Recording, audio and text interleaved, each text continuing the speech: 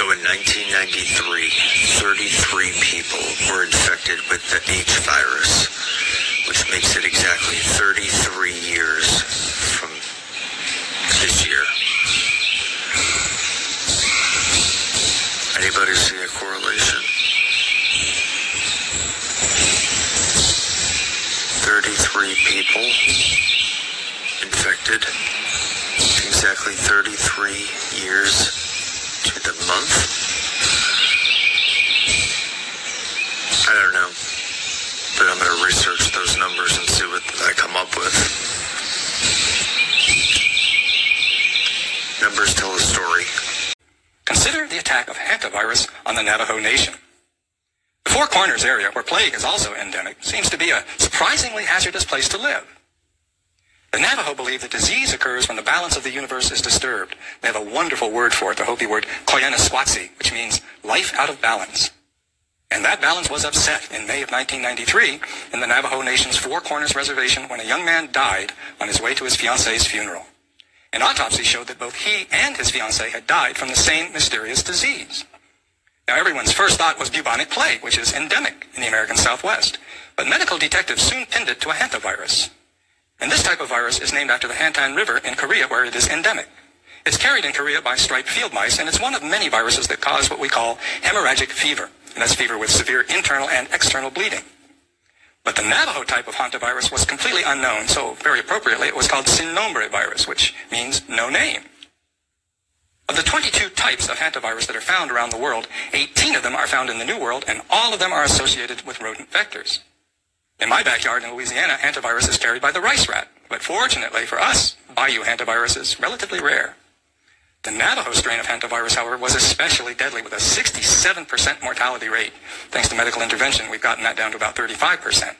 And like many New World strains, it causes what we call hantavirus pulmonary syndrome, or HPS. It starts with a raging fever, muscle aches, headaches, and a cough like a really bad case of the flu. And some strains can cause severe kidney damage, a condition known as HFRS, hemorrhagic fever with renal syndrome. Other strains, like the one that afflicted the Navajo, cause severe lung and respiratory system damage, a condition called HPS, hantavirus pulmonary syndrome. HPS strains of hantavirus are extremely virulent, and in about half of the victims, HPS causes respiratory failure and death. Since 1993, about 20 to 40 cases of HPS are reported in the U.S. every year. Well, the disease spreads in the urine, the dropping, and the saliva of rodents. Yuck. But if you live in a nice clean house like me, you might think, well, I'm off the hook for this one.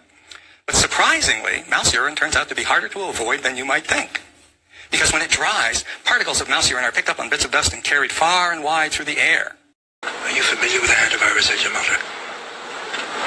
Yeah, it was a deadly virus spread by field mice in the southwestern United States several years ago. According to the newspaper, FEMA was called out to manage an outbreak of the hantavirus. Are you familiar with what the Federal Emergency Management Agency's real power is? FEMA allows the White House to suspend constitutional government upon declaration of a national emergency. Think about that. What is an agency with such broad sweeping power doing managing a small viral outbreak in suburban Texas? You're saying it wasn't such a small outbreak? No. I'm saying it wasn't the hantavirus. Well, what was it?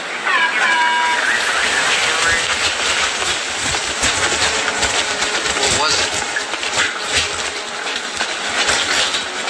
When we were young men in the military, your father and I were recruited for a project. They told us it was biological warfare, a virus. What killed those men? What killed them, I won't even write about. We have no context for what killed those men, or any appreciation of the scale at which it'll be unleashed in the future. A plague? The plague to end all plagues, Agent Mulder. A silent weapon for a quiet war.